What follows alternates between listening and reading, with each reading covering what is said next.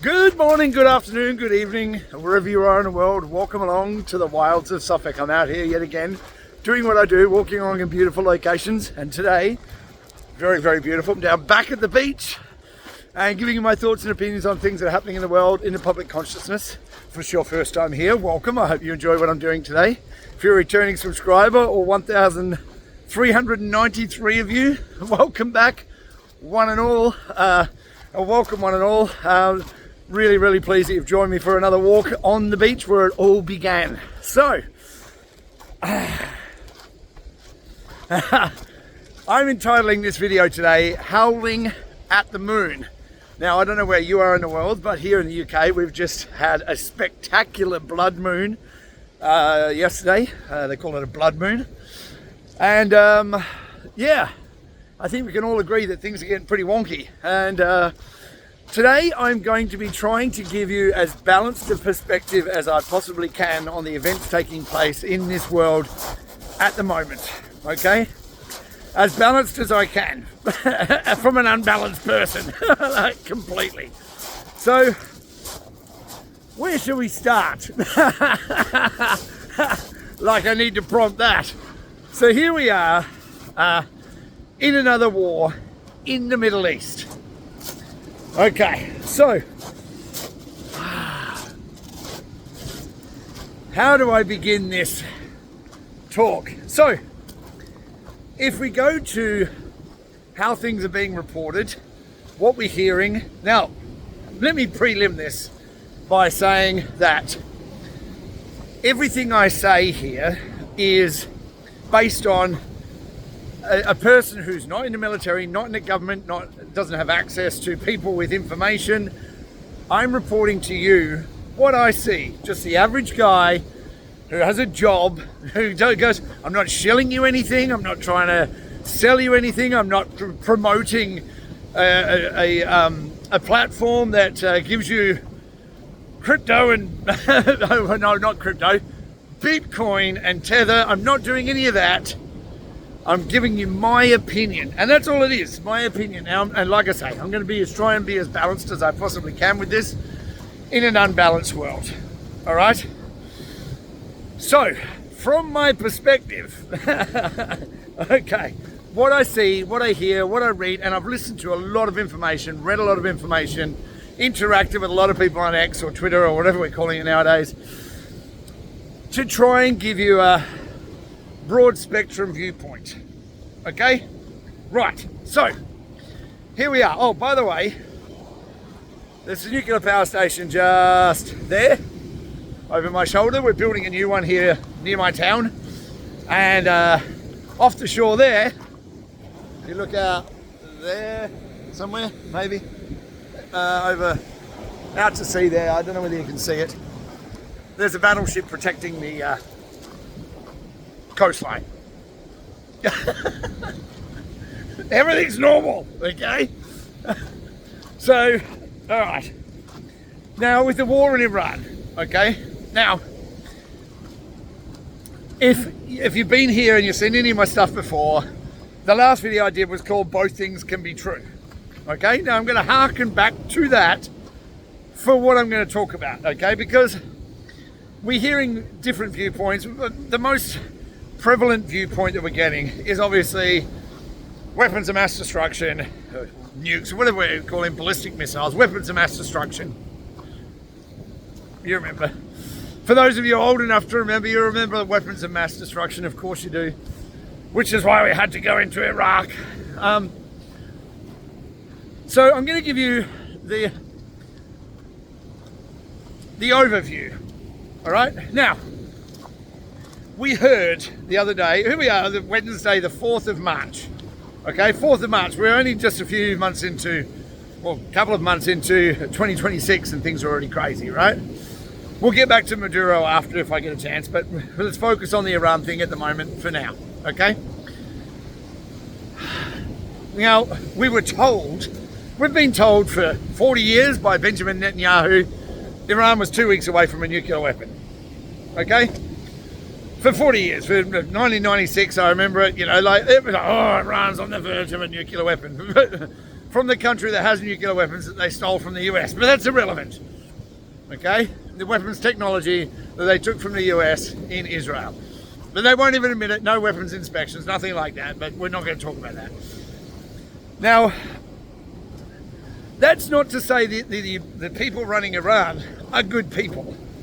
They're not, okay? Now, I hear both things can be true, remember? Just because the Iranian leadership are not good people doesn't mean that the people running Israel are good people.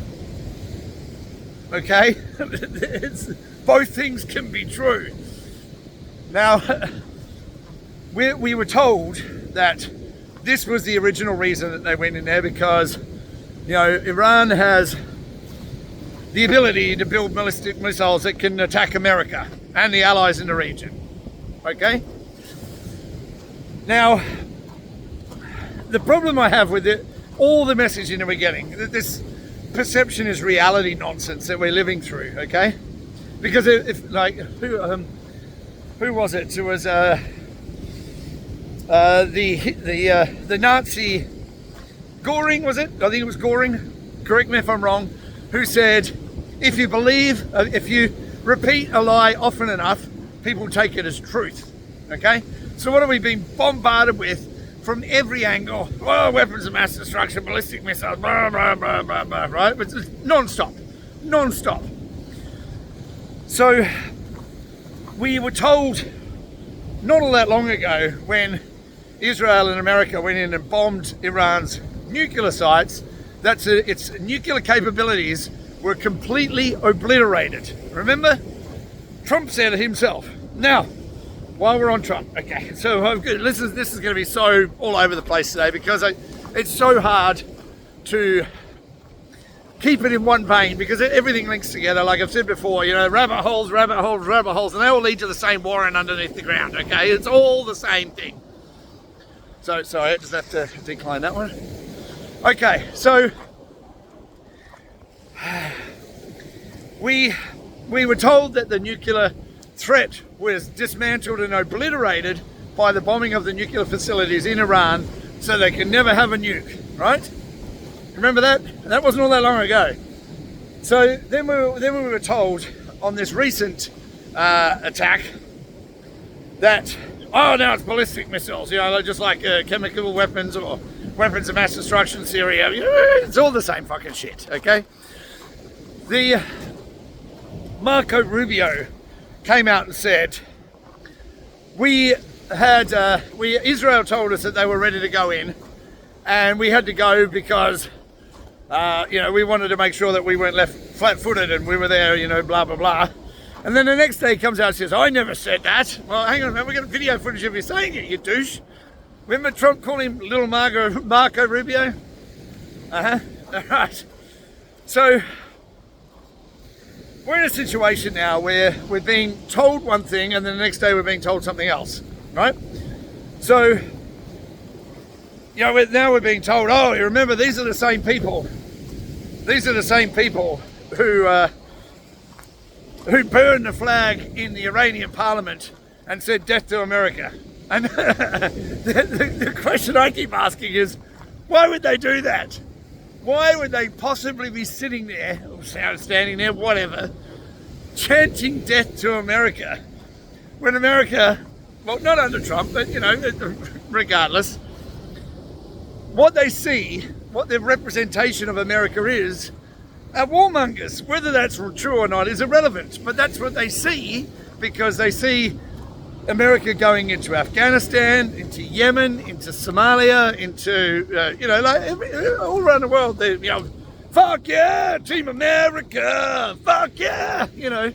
It's like, Team America is like a parody, but really was it, you know?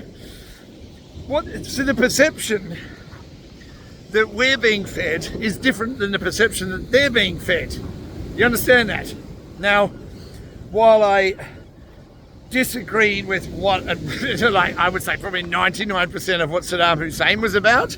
Saddam Hussein was an authoritarian, strong-arm leader in Iraq that kept the peace in a country where tensions were always high because you've got different militant factions within the country that they're all vying for power. Now, does that excuse what he did and how he ran the country? Of course it doesn't. But both things can be true. You know, in order to have a strong country, just like America wants to be seen strong in the whole world, they have to have an iron fist. Saddam Hussein had an iron fist in his country. Was it the right way to go? Of course it wasn't. Both things can be true, remember that. Now, the same as in Iran. You've got Shia, you've got Sunni Muslims, you've got other different factions within the country. Much like Syria, you know, the whole Middle East, you've got different factions vying for power. Very much like a feudal, you know, old times when you had different factions vying for power, different groups of people, different families, different tribes. And you know, in that scenario, in that situation, where you have all these power-hungry people, you need a strong leader to keep order. Okay, now this isn't excusing the way that they keep order by any stretch of the imagination. What was happening in Iran before the 70s, where people were free and where they had, you know, women didn't have to wear hijabs and, you know, cover their faces and all this kind of stuff, and the Iran that we see now, where it's, you know, overtly much like Afghanistan, where you had where the Americans went in, ousted the Russians out of Afghanistan, left the power vacuum, the Taliban came in. You know what I mean? Well, we're not in for regime change now. This is the other one, the regime change thing. It drives me bonkers, right? Because we hear this isn't about regime change, even though Netanyahu's been saying we need to change the regime in Iran for decades now. It's not about regime change, remember that. And then they come out and say, well, on the first day of the strikes, we wiped out the entire regime. Okay. Okay. It's not about regime change, but we're changing the regime. Okay. So we're going to leave a power vacuum there. Who's going to fill that power vacuum? Reza Pahlavi, or whatever his name is, the Shah's grandson or whatever. Who lives in Israel, Mossad agent. Okay. That's the guy. Trump came out yesterday, thankfully, and said, well, we don't think that Reza Pahlavi is the right person, and we prefer someone within the country. And then the press is like, well, the press actually doing their job for a change. Well, who do you think you're replacing? Well, we had some other people in mind, but we killed them too. It's crazy. It's not regime change, but we change the whole regime. Who's going to fill the power vacuum? It gets crazier by the second, okay? Now, we see the aftermath of the first bombing runs where they took out the regime, yeah? And Iran responding, right? So, who's responding? Okay. So let's go back to the protests on the street in Iran against the government, the Ayatollah. The Ayatollah, rock and roller. The uprisings, the completely organic grassroots uprisings where everyone admits that Mossad agents are in the country, on the street, helping with the grassroots uprising. Okay, Mossad, Israel. Okay, but Israel doesn't want dominance in the region. Okay, so they're a strategic partner, you see. Now, that's it. I'll take a small detour for a second. Like I said, I've listened to a bunch of across-the-board information, left-wing, right-wing, you name it, I've listened to a bunch of it. People in the military, people who've never been in the military, journalists, all of it. I've listened to a heap of shit.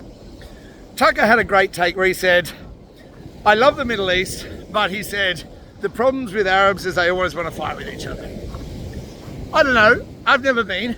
I have to take it on the word of people who've been there, and it's more than just him saying it. A lot of people have said the same thing, okay? So let's just take that into consideration as we think about these whole steps of actions that are being taken in the world. Now, do I disagree with a military action against a nation that is completely out of their minds? Well, no, not necessarily. No, this is what I'm saying. I'm trying to give you a balanced viewpoint and a balanced viewpoint of all the information and take myself out of it, because all I can do is be the observer in this whole thing and tell you what I see, right? And hear and read and what my experiences are in the world myself, okay? Now, you know, I constantly hear the, you know, Islam isn't peaceful and they want to take over the world. Maybe that's true. But in this reality that we're being served up, in this perception becomes reality world that we live in, we have to take into consideration all the things that have led to this point and not just the actions that are happening right now as well, okay? Now, if you've been with me on these walks for all these years, well, nearly 6 years now, well, not so often as I used to, but yeah, I'm a busy man. I've been talking about things like propaganda, where propaganda came from, and how that came to be, that we could be so sucked into a narrative, and people asking, oh, how can the Second World War, how can those people not recognise the Nazis for what they were, blah, blah, blah, blah, blah, you know. And Edward Bernays, who wrote the book literally called Propaganda, was, what's his name now? I can't think of his name. It'll come to me. Literally wrote the book on propaganda. Where was he from? Who did he state himself to be? Who did he state himself to be? Israeli, Jewish. Now, I'm going to have to say this again, just so I'm not called antiseptic. It's not about the Jewish people. It's about the people who claim to be Jewish, like Netanyahu, who's not Jewish, well, not a practicing Jew, let's put it that way, but about people who claim to be Jewish, like the government of Israel, that act on their own behalf or on behalf of whatever masters are telling them to do, and the chosen people from God, apparently. This isn't about the Jewish people, this is about the Israeli government, and if you can't criticise the government, then we know we have a problem. You have to differentiate the two. Jewish people who follow a faith, the government of Israel, they're psychopaths. Okay? Differentiate the two. Now, in this world of perception becoming reality, we have to take all these things into consideration. Edward Bernays, who was he? What did he write the book on? How does it work? You know, they've perfected propaganda. Trust me, it's very, very good, because it makes you believe something that twists reality into something that makes it, yes, you have to follow this viewpoint, this agenda, otherwise you're not a patriot, or you're for Islam, and I can be against that ideology and I can be against your ideology. I can be against both, because both things can be true. You're both fucking psychopaths who want war and death. Yeah, there's a woman on X, like, and lots of people doing it. And honestly, I'm a Christian and we should bomb and kill Iranians. Like, you're not a Christian, love, because you don't know what a Christian is. Like, you don't want people dying. Oh, but for religion, it's okay. Okay. It's nuts. Now, when I say perception and reality, you have to take into consideration all the things that have happened, okay? Netanyahu's been talking about, we want a regime change in Iran for decades, okay? Now, not that long ago, when the whole TikTok thing came up, who was leading the charge on this? Who eventually got the rights to buy TikTok? Israel.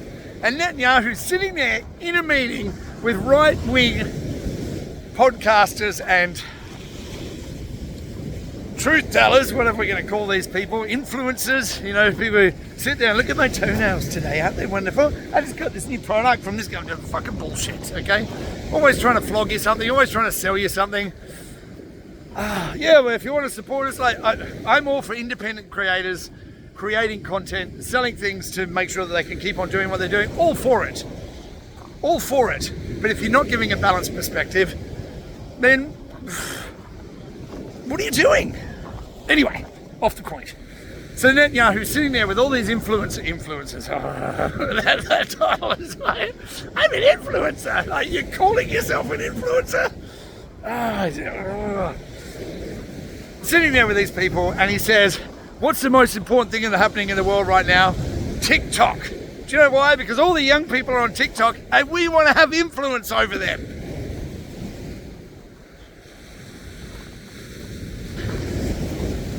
So this is a war for your mind and how you think. And most people don't critically think. They look at one aspect. Now, we are all biased. We all are. We're all biased, but most people never even think about how to think. They just accept what they're told and go, yep, and they don't question anything. Now, whether it's right or wrong, I question everything.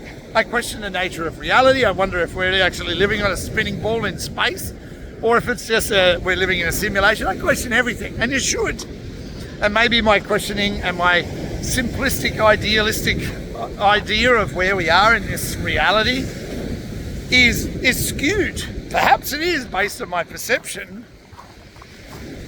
Then my perception becomes my reality, right? And sometimes things happen that influence how I think about things, but they should influence how you think about things as well. And not just accept what you're told because somebody told it to you, but to take what I say, take what you look at, and go, how does that sit with me? What do I think about this? But you have to have historical reference to go by. Now, when it comes to Trump, you all know how I feel about Trump. I like the guy, I like a lot of what he says, I like a lot of what he's doing, but that doesn't mean that I have to be sycophantic and accept that everything he does and says is, oh, well, it's all part of the Grand Master Plan, I just agree with everything because I'm a Trump supporter and that's it. If you can't question the leadership and say, no, I disagree with you, that's fucking bullshit, for this one point or that one point, or, you know, they're like the UK government, they're pointless, completely fucking pointless. And it's... You know, I've been a political commentator, or politics, and, you know, everything. I commentate about everything because, you know, I don't give a shit. You know, and I'll talk about anything. You know, much to the detriment of a lot of relationships that I have or don't have anymore, because I'm not afraid to speak about things that I've told I'm not allowed to talk about. Okay? The UK government here are worthless, completely worthless. You know, you've got our illustrious leader, Keir Starmer, who's the biggest piece of shit in the world, World Economic Forum puppet, clueless. He's a lawyer, of course he is. Sir Keir Starmer, which tells you everything you know and need to know about being knighted, okay, by the royal family, who's deep in this shit with the Epstein thing, right? So Lord Mountbatten Windsor, or formerly Prince Andrew, was arrested, held for a few hours while they questioned him, and they let him go. And then Peter Mandelson, our diplomat to the US, I think he was arrested as well for his links to Epstein. And Keir Starmer said, yeah, I knew he was linked to Epstein, a fucking paedophile, child raping paedophile, and I still hired him for the government. Now, this is the same Keir Starmer that never prosecuted the most prolific, perverted, twisted, sick son of a bitch in the whole world, Jimmy Savile, who was having sex with dead people. I mean, this guy is just sick. Also, the King's best friend, our King Charles now, his best friend Jimmy Savile, who was on the BBC, along with a bunch of other paedophiles, he never prosecuted Jimmy Savile back in the day because he said there wasn't any evidence. The lead singer of the fucking Sex Pistols was pointing out in the 80s, like, oh, Jimmy Savile's not a good guy. Jimmy Savile's not a good guy. And the venerable Sir Keir Starmer didn't prosecute because there was no evidence. Jim will fix it. If you're English, you understand that reference. We have in this world a sick and twisted elite class, as they call themselves, who have preyed upon the naivety of the public in the world to benefit themselves while impoverishing everybody else, get us into foreign wars where the plebs will go and die. They never will. And at the end of the day, they reap the rewards in their bank accounts, and their power and control is solidified through domination of seemingly weaker nation states. Now, this is the way it's always been done, of course, you know, strength through the, if you have enough strength, then you can take over whatever you want to take over. That's the way the world has always worked. You know, power is the military might, and all that is, you know, it's the dominant force. Now, it can be a dominant force for good, and that's not saying that the US military or any military in the world is not a force for good, or could be used for a force for good, because it can be. You have psychopaths in the world that do need to be stopped, and the people who are willing to put their lives in danger, pick up a weapon and go and fight, but against those people, I have 100% support for. But the people wielding the power can be a problem, you know? So, it's nuts. It's nuts. The world is crazy. And it's making people crazy because we're all asked to pick a side. And this is the problem. In picking a side, you have to deny that there's any rationale or credibility in the other argument. Now, a good debate is trying to say, yes, was it Voltaire? I think it was Voltaire who said, if you ever want to win an argument, acknowledge the other person's viewpoint. Okay, so let me give you an example. Say, these crazy politicians in Iran are chanting death to America while they burn the American flag. And then you say, you know what? I can understand that viewpoint. I see what you're trying to say, and I understand why you would feel that way. Have you considered that perhaps the reason that they're burning the flag and that they're chanting death to America is because the US involvement with Israel into the Middle Eastern wars, you know, Iraq is the axis of evil, right? The Houthis and the who's the other ones? The Houthis and ISIS and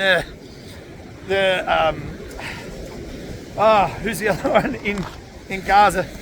That seemingly, from their perspective, they might see that the American military is acting on Israel's behalf in the region, and so they don't like that, and so they're saying, we don't want America involved in our shit. We don't want America coming into our country and taking us over, so we're going to chant death to America.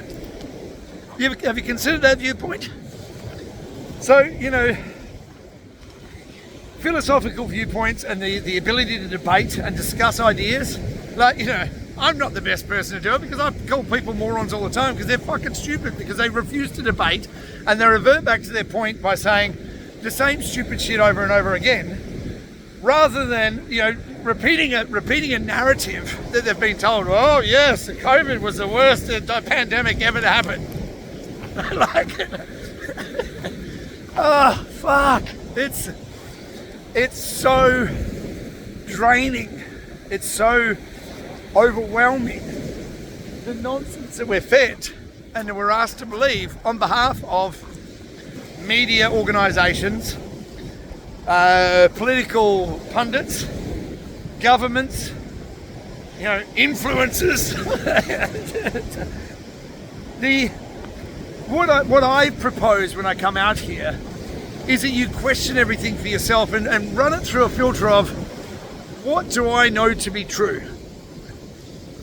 What do I know to be true? What can I discern from what I've heard, what I've read, what I understand of the world? I've travelled a lot. I haven't gone to all the places I want to go to. I want to go to a bunch more places. I want to travel a lot more. But in a world that's being made more and more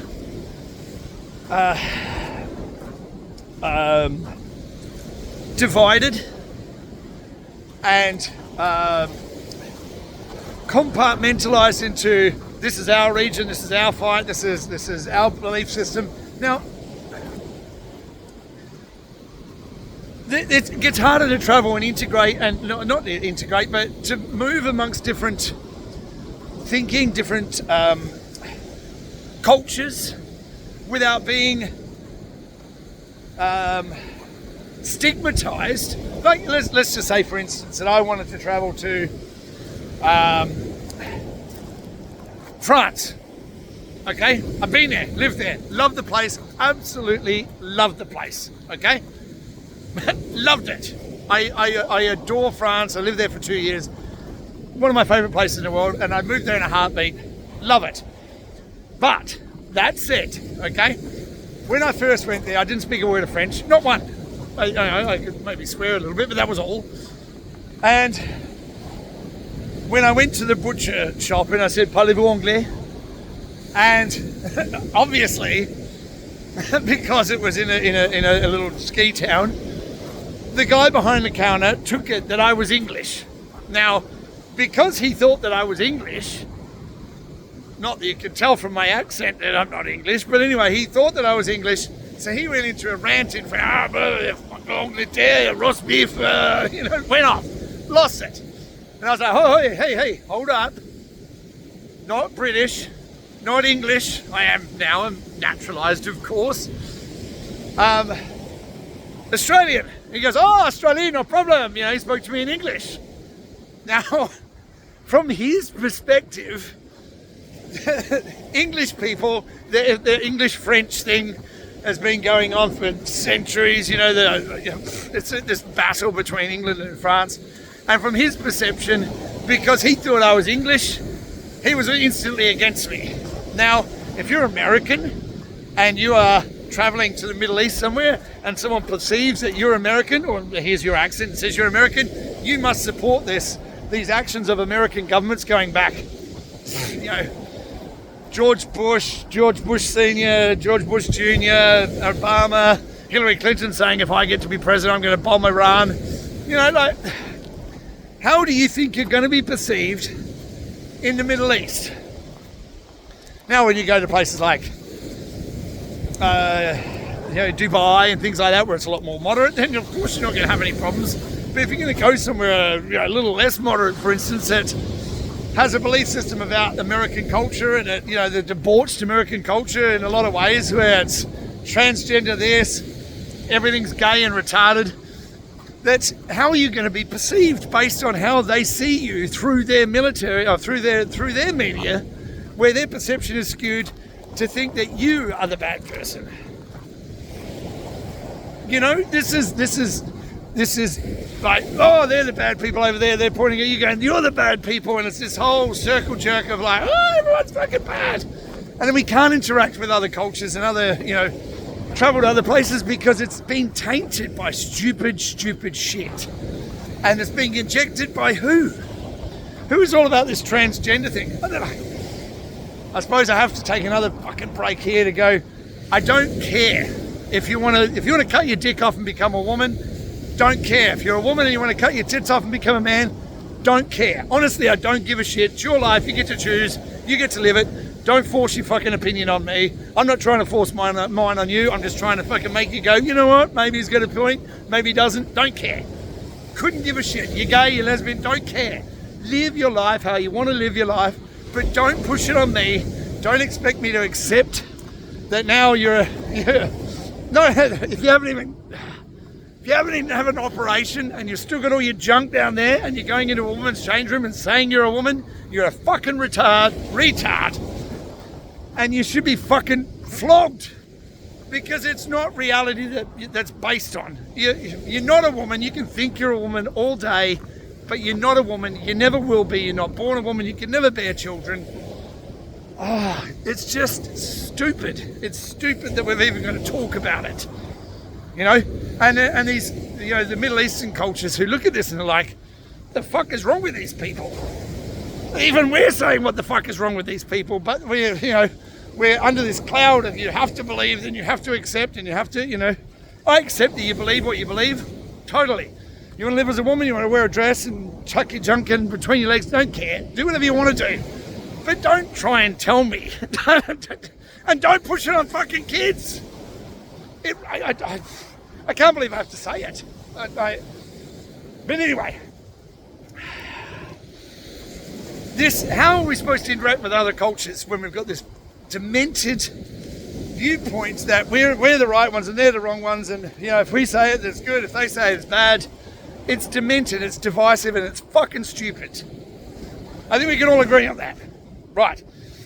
Now, let's get back to Iran for a second. We're just Iran dropping bombs to transgender. How the fuck? This is how my mind works, okay? It's all over the place. It's crazy. I don't sleep. Oh, one of the things I've been doing. Let's have a little interlude here. Go and grab your popcorn. I've been really busy. I've been working on myself. Not my anger issues. I need to work on that a lot more because I'm angry all the fucking time. And I am working on my personal health.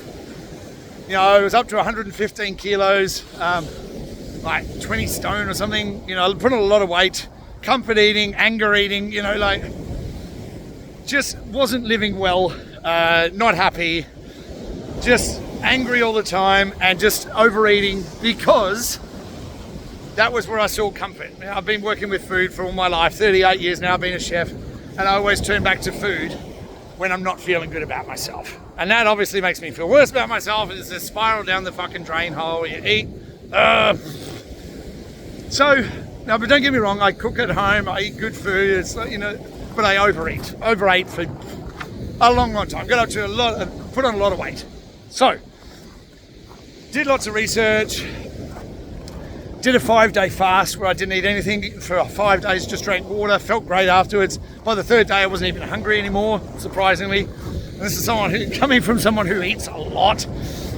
So what I found, for those of you out there who are struggling with your weight, struggling with your control over your own mind, of getting your mind in the right place to overcome the things that are sabotaging you from getting you where you want to go. I'm not trying to sell you anything, okay? Passing on information is what I do. I found this idea, and I've been testing it out for nearly a month now. Well, it's not quite a month, but you'll get the point. That the 6-18 method, okay? So I get up 5 or 6 every morning because I don't sleep. I just can't sleep. Haven't been able to my whole life. This whole thing of 4 or 5 hours sleep. I just can't sleep. Right? I'm just so wired all the time. It's crazy. It's nuts. So what I do, I get up in the morning, usually 6 o'clock, something like that, and then have a cup of tea, have breakfast, black tea, no milk. Milk lines your gut, so you're not accepting the good. Long story, but anyway, black tea and honey, no sugar. Different way that affects your insulin, the whole blah blah blah blah blah, right? And I eat from 6 until 12, midday, 12, 1 o'clock, thereabouts. So I eat food up until then, okay? Then I don't eat for the rest of the day up until 6 o'clock the next morning. Now, I wanted to do an experiment on myself because I'm a human guinea pig and I test on myself all the time. I test lots of supplements and all that kind of thing. So, this method I've been doing for since the 6th of February, and here we are on the 4th of March. And in that period of time, it was about 3 weeks, just over 3 weeks or something, I've lost 8 kilos, 8 kilograms. So my goal weight is to get under 100 for the first time in 20 years or something. Since I was in my 30s, when I was doing triathlons and stuff, I was under 100 kilos. I'm getting back down there. I'm down to 107 kilos now, from 115 in 3 weeks. Just by changing my mental attitude of eat, comfort eat, to switching it to 6 hours of eating, 18 hours of not eating, going to bed with an empty stomach, waking up refreshed and not lethargic and feeling like, oh my God, another day, I have to do this. To the point where now I've got so much energy I don't sleep, which is it's not a good thing either, all right? So I've got to a point now where I believe in this. It works, and I'm passing it on to you purely, not trying to sell you anything. There's no magic pills or potions. This is, if you really want to lose weight, the only way you can do it is with mental toughness. I've been doing some workouts as well. I got some weights at home, nothing too strenuous.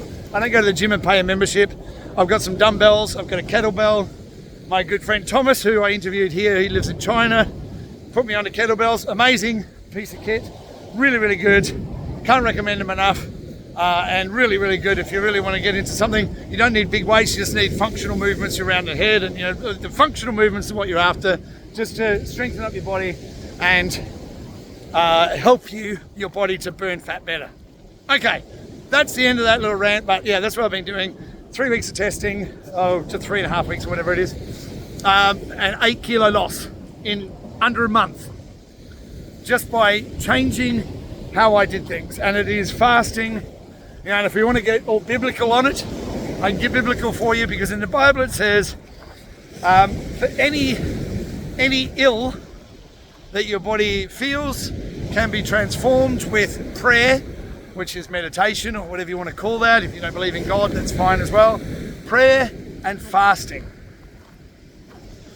So if you've got a health condition, take this pill. The doctor's like, you've got a high blood pressure, take this pill. Try fasting and prayer, or meditation, or whatever you want to call it. If you don't believe in God, I don't believe in all that shit, Chris. Doesn't matter. Speak to the higher consciousness, the universal consciousness, whatever you want to call it. I don't care what you want to name it, if it makes you feel better. I don't feel good about religion. You don't have to feel good about religion. But fasting and prayer or meditation changes everything in your life. Now back to our regular programming. Now that the advert's over, I'm selling you nothing. So let's go back to Iran for a second, okay? Now, we were told in the early stages of this Operation Epic Fury, right, that they took out the Ayatollah and the whole regime, not a regime change, but regime change, and Iran started firing missiles at its neighbours to pay back for what Israel and America did. Because, they've got American bases in their country. I mean, American bases are everywhere, but let's just take that at face value, that they're retaliating in all those Arab states around for what Israel and America did. Okay? Take that at face value. So, who's ordering the strikes? I'll wait. I'll wait. It's the IRGC, right? Which is the Iranian National Guard, or whatever they're called, So they're doing it by themselves. There's no leadership anymore. And these generals are launching the attacks off their own initiative. Right? Now, who believes that? Who believes that? You've just seen the Ayatollah, the entire regime, obliterated, just like the nuclear weapons program, remember? Okay? The entire regime has been obliterated by the bombing. And how they knew where to bomb and at what time they knew how to bomb, that should sort of sit in your mind and go, as a general, there's the Iranian generals who are out there going to fire these missiles. Okay, I've just seen the entire leadership taken out by America and Israel. How they knew where and when, that's another story. We can't reveal that because sources and methods, okay? Like the whole exploding pages thing, remember that? Yeah, okay. So we can't reveal it because of national security and sources and methods. If we revealed it, then it would give away how we... blah, blah, blah, blah, blah. Okay? It's all about national security. We can't tell you because of national security. We can't tell you what those things flying in the sky are either because national security. Okay? And, I heard someone say there's whole branches of mathematics that have been banned and hidden away in memory hole because national security. I thought science was pure. Maybe I've been misled. Trust the science, Chris, especially when it's the political science that they all study at university along with their law degree. Trust the science, right? So, who's instructing these generals? They're old orders, Chris, you see. They're old orders that if we were to fall, just keep fighting because you're not going to be next. Okay? Now, the reason I bring this up, like I say, trying to give you a balanced viewpoint, asking questions. I don't know the reality. How could I? I'm just some guy walking along on the beach, talking to himself, talking into a camera, while people walk past me going, this guy's fucking crazy. Okay? Probably I am. So we're asked to believe that these generals are acting on their own behalf to fire missiles into neighbouring countries. Now,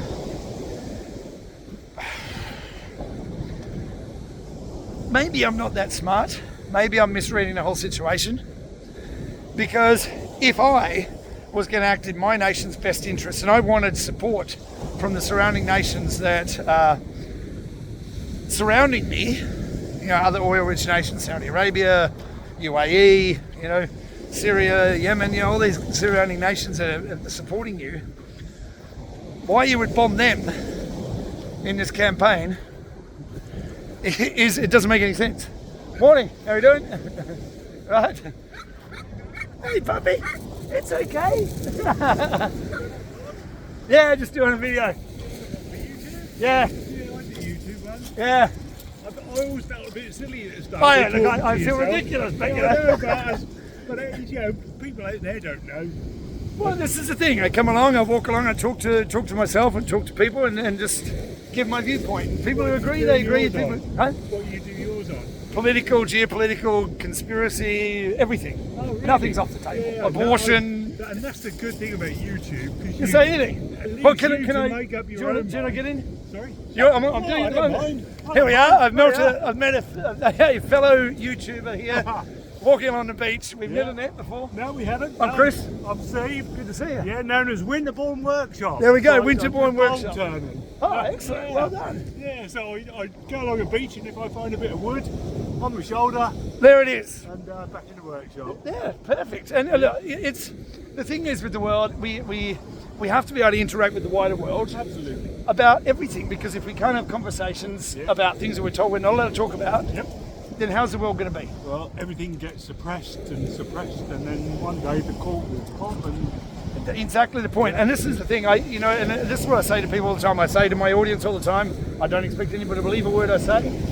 Make up your own mind. I'm giving my viewpoint, and then you have to take in all those viewpoints that are out there and say, Absolutely. Make up your own mind. Hello. Yeah. Hey puppy. Yeah, you can't suppress. No, because as soon as you take away somebody's ability to speak, then they act, and sometimes that can be a violent act. Yep, and we've seen that time and time again. Over and over and again. Yeah. Well, good to meet you, Good sir. to meet you. Take care. Have a great day. And there we are. That's how the world works. We stop. We have conversations with people, and this is the way that should be. We should be able to interact with people. We should be able to talk, and we should be able to have conversations and debate ideas. But the problem is that we're told that we can't. And when we're told that we can't see the commonalities that we have with people. Like, people aren't always going to agree with what I do and what I say, and that's fine, you don't have to. But there's a lot of crossovers and a lot of commonalities that we share, that if we realise we all have the same things in common. We all want safety, we all want security, we all want to live in a world that's peaceful, we want to be able to travel, we want to be able to interact with people. But if we're told constantly we can't trust, we can't do, we can't think, we can't speak, where is the world going to? So, back to my point. That was cool. I really enjoy it. I love it. Now, back to the Iran thing. Okay, so these generals are acting on their own behalf, we're told, because they have old orders just to continue fighting. But why would you bomb the people around you? Because that's only going to make you a pariah. It's only going to make people go, it's not going to help people come to your cause. It's only going to isolate you even more, right? Right? Now, the reason I say this is because we are in a situation now where we've been told by everybody that Mossad is on the ground in Iran helping with the grassroots uprisings of the people against this oppressive regime of the Iranian government. Okay? They're on the ground. Now, I've got all these missiles being fired out of Iran into all the surrounding nations. Dubai. Why would you bomb Dubai? Why? Because, well, everybody talks about Dubai, and I was, oh, well, I've got friends who live in Dubai. I do have friends who live in Dubai, you know, and I worry about them, you know. Oh, but they've got their own missile defense systems and blah, blah. Then America sold them, by the way. Okay. Why would you do that? Why Dubai? Because, you know, Andrew Tate is divisive, to say the very least. You know, megalomaniac, you know, narcissist. You know, all these words come to mind. Is he, you know, hates women? All this kind of stuff comes to mind, and maybe that's true. I don't know the guy personally, but the way he presents himself, the way he presents his arguments, of course, that's the way he's seen, and maybe that's the way he is. But that said, some of the things he says ring true. So this is what I said, just because they're a bad person doesn't mean they can't say something that's good, okay? Like everybody, you know, just because I do some shitty stuff doesn't make everything I say invalid, okay? Now, his viewpoint was on this whole thing, this is a show to, you know, for the media attention. Now, who's firing the bombs? Who's firing the weapons that are falling all over the Middle East? That is dividing the Middle East against itself. Who's firing them? If we know there's Mossad agents on the ground in Iran right now, how do we know it's not them fighting, sending missiles over to Israel? Oh, but that wouldn't happen, Chris. They wouldn't kill their own people. Really? Really? That's the argument? October 7th, we're told, oh, those Hamas that was funded by Israel, and that Netanyahu and his entire government knew was coming beforehand because they were told by Egypt that there was an attack coming through Hamas, through Palestine. They were told that, and they did nothing. They stood down. For 4 hours they stood down and let all these people get raped and killed and blah, blah, blah, so they could hold it up and go, oh, we're the victims again. Oh, the Holocaust, Chris.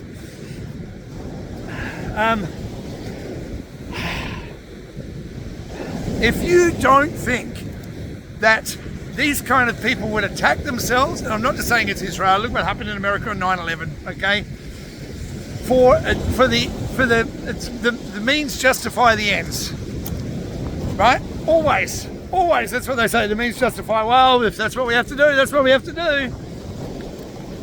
You know, if you don't think that they would fire on their own people to gain support for a broader war or for a broader conflict or for a, you know, whatever they want to achieve, this entire thing is biblical prophecy that they're trying to bring into the world through their actions, because it's like the golden, the red heifers and all this kind of stuff. Read about it, understand it. It's so if you don't think that there are people on the ground in Iran right now that are instructing where to fire missiles for more division within the Middle East, you're delusional. Oh, but it's just the IRGC, Chris. I'm like, okay, sure. You know, it's, why can't we have that discussion? Why can't we go, nah, maybe there's some validity to that argument? No, Chris, you don't understand. When Trump even come out and says, you can surrender now and we won't kill you. You can go off and live it now.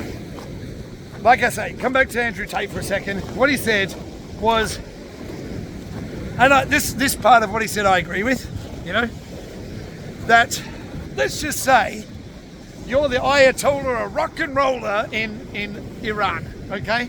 And you need a way out because all these peace negotiations have been going on for a long time.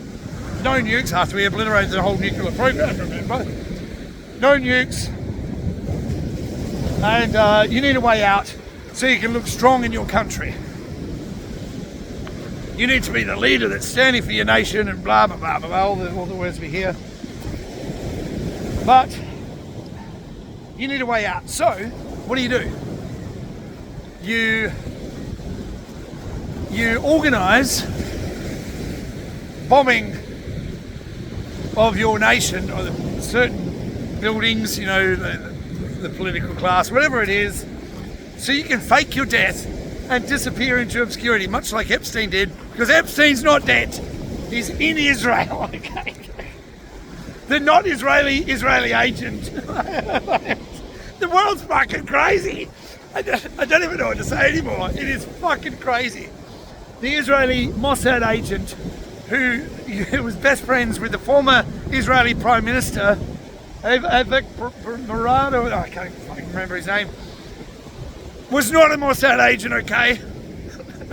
And he didn't work with the CIA as well, okay? I remember I talked about this in one of my other talks where I said the whole intelligence community is all a massive fucking mafia.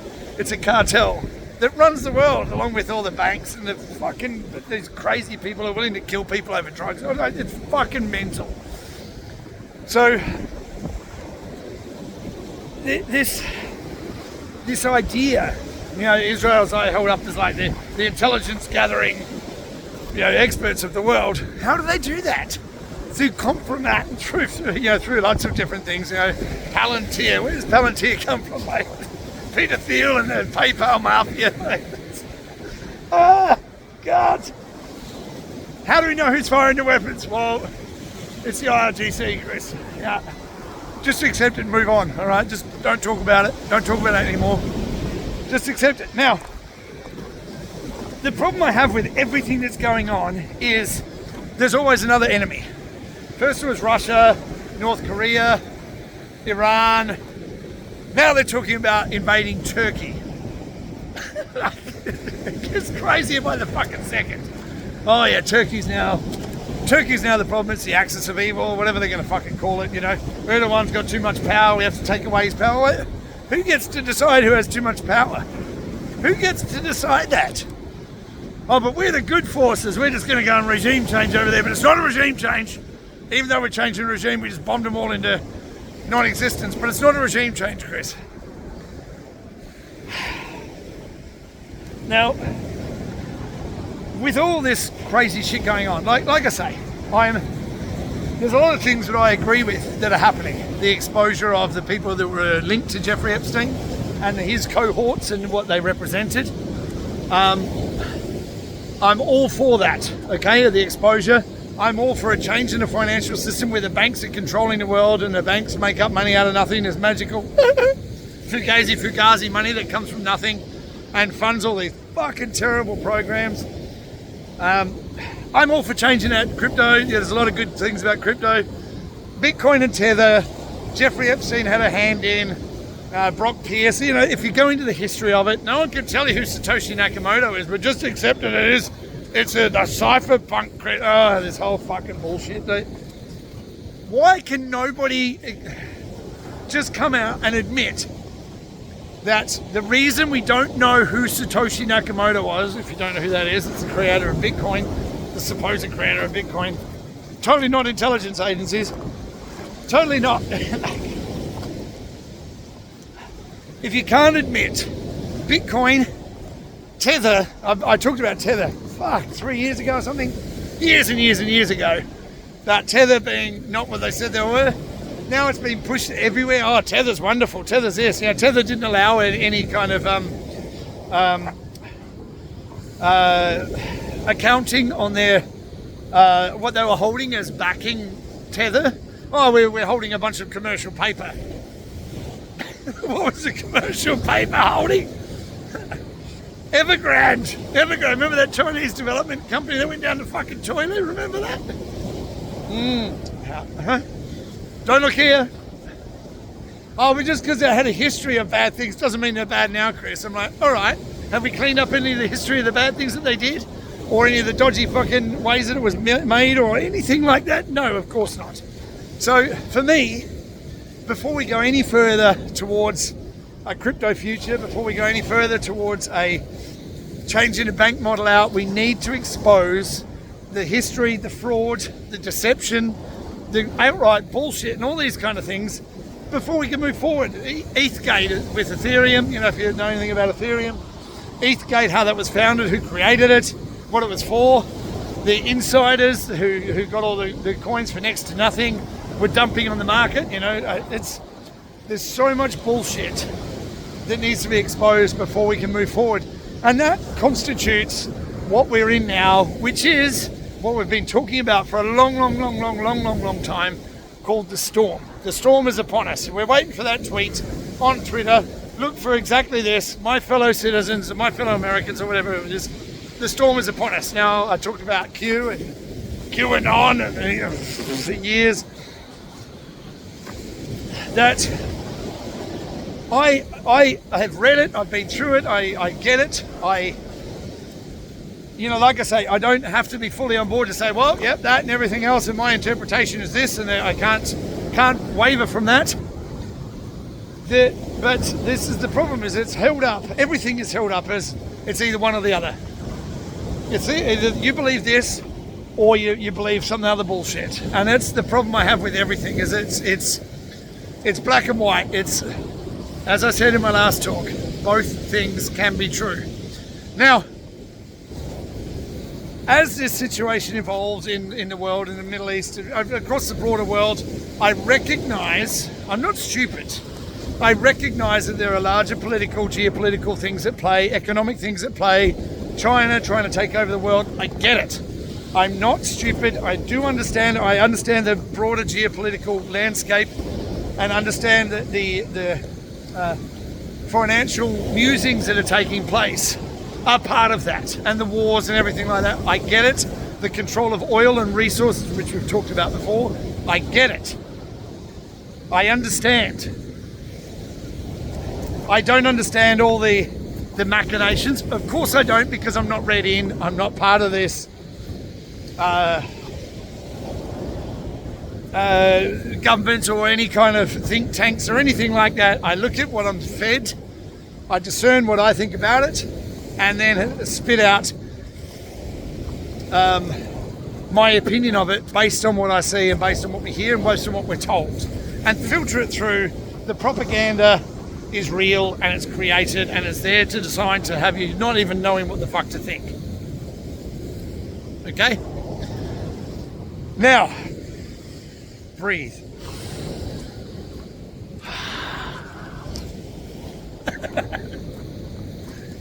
Chaos is what is happening. Okay?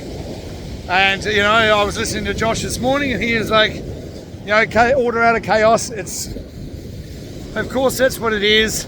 But whose order and what order, and what are we going to get out of this on the other side of it? That's what I keep on pushing back on. Because if you can't push back on ideas that don't make any fucking sense, then it's not a good idea.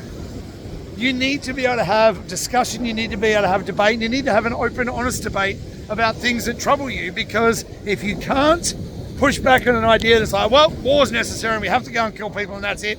Sometimes, yes, I agree, that's true, but that's not the solution to everything. Trump was even saying the other day, we wanted to be diplomatically, and then Rubio comes out and says we had to move because Israel was going to do it anyway. And then the next day he says, no, I never said that.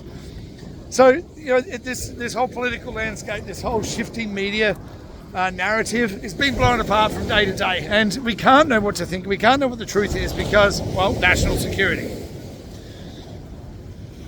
Now, of course, I'm going to be called a black pillar, you're just against the movement, Chris. You don't understand Q, and you're not in this, and you're blah, blah, blah, blah, blah. Like I say, I'm always on the fence, and I'm always trying to see both sides of this whole take and say, okay, where do we sit? We should sit somewhere in the middle where we go, you know what? They might have a viewpoint. They might have a viewpoint. Who's right? Let's meet somewhere in the middle and discuss how we can make it work for everybody. But we're freeing the Iranian people, Chris. I'm freeing them. All right, into a power vacuum. And if we know how the world works, and the strong take over, or the not always good intentioned strong people take over, what's the world going to descend into if we don't know who's going to fill the power vacuum in places like Iraq, Syria, Yemen, and now Iran as well? It's this idea that we can just go, okay, we're going to go and take those people out. Not a regime change, but regime change, and expect everything to work out just fine, is delusional. And we have to push back on it. We have to be able to speak about it. We have to be able to discuss it and go, okay, is there a better way to solve this? Now, what I want you to take away from this, it's not all doom, it's not all it's the end of the world, it's not like that. And although it's easy to fall into that or just disconnect or disengage and go, well, there's nothing I can do about it anyway. Why do you focus so much energy on it, Chris? You can't change anything. You can't do anything about it. These crazy people are going to do what they're going to do anyway. And talking about it doesn't make any difference. Blah, blah, blah, blah, blah, blah, blah, blah. The court of public opinion. If we weren't important, this is the key to everything. And I want you to hear, if you don't agree with me, I don't give a fuck. I don't, like I'd say, there's nothing I gain out of this. If anything, I lose friends and people in my life because I refuse to fucking shut the fuck up about it. What you need to understand, if we're not important, why is there so much attention on propagandizing us? Why is there so much fucking media blitz? Oh, this is a good thing, Chris. If we weren't important in this whole thing, why is there so much attention on us, you and me, and everybody on our engagement in it? Are you ready? Are you ready? This is the key to everything. This unlocks the door. I can only show you the door. You're the one who has to walk through it. The Matrix connection, because we always go back to the Matrix. We're living in one. We're living in the Matrix. And I want you to understand what I say when I say it, because everyone's like, well, it's not real, Chris. Okay. We, you and me, everybody is creating our reality with our thoughts. Oh, that's not real, Chris. Okay.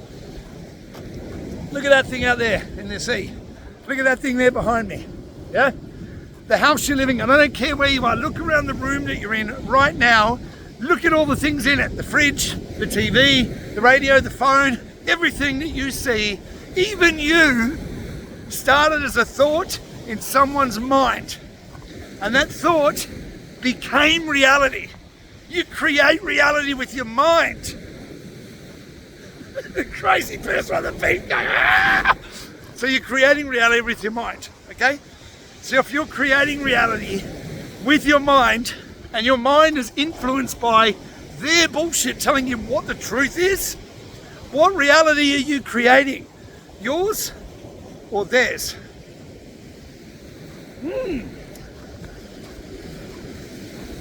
Think about that for a second. Plato's allegory of the cave, we've been over this multiple times. The philosophical viewpoint is you are creating the reality that you think about. You are the thoughts that you are constantly generating about you, the world you're living in, is the world that you're living in.